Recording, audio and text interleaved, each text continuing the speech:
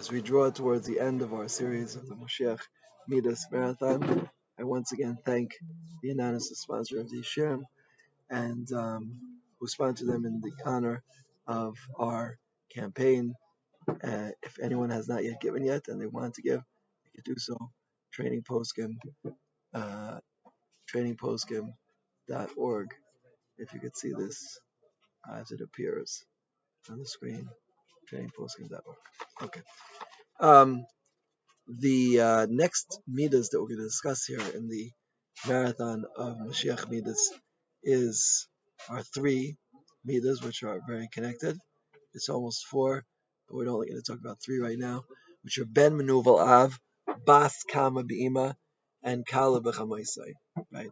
All these relationships, father disgracing his son, a daughter getting up against her mother, and a daughter-in-law getting up against her mother-in-law.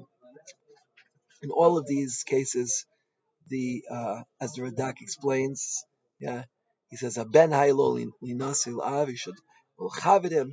You should lift him up. You should elevate. You should respect him, right?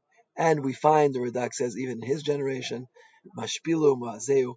Instead of honoring, they're disgracing and they're scorning the daughters to the mothers, and the fathers to the sons to the fathers, and the daughter-in-laws to the daughters-in-law.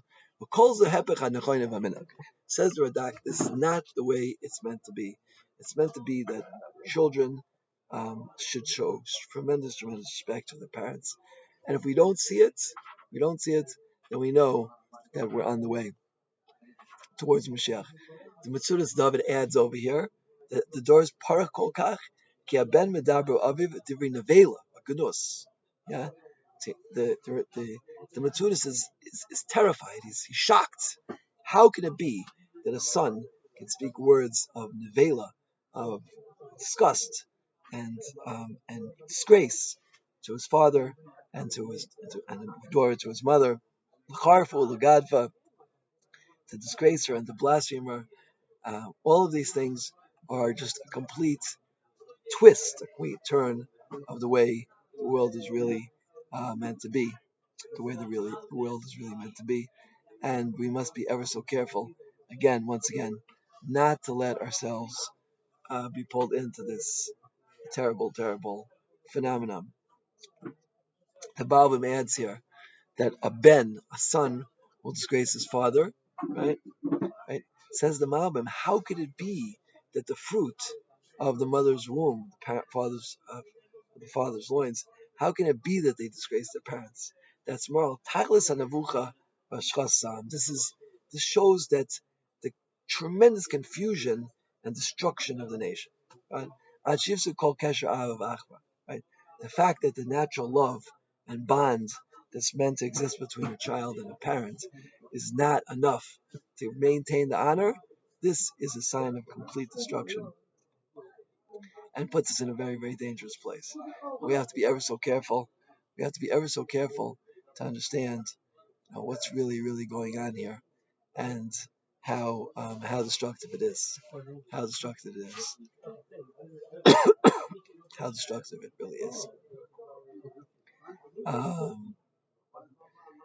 We'll finish off here the Shelis Yavitz, Chelik Aleph, Simon Lamed Beis makes an interesting observation over here. He said, even though we know that it is commonplace for a mother-in-law and a daughter-in-law not to get along, right? So what's the Mishnah putting this in for? That the daughter-in-law won't get along with the mother-in-law. Why is that something germane to right before Mashiach? Says the Shelis Yavitz that natural friction that exists between mother-in-law and daughter-in-law is only if they live in close proximity. If they don't live in close proximity and get along very well. And in fact, when our daughter got married, we were told that how far away is the right distance. The rule in Yerushalayim is that if you can travel to your daughter with a chaluk, right, a robe, if a woman can wear a robe to visit her daughter, then she's too close, right? Because normally you don't wear the around the, in the neighborhood itself, a woman might go out with it, but she won't get on a bus with that.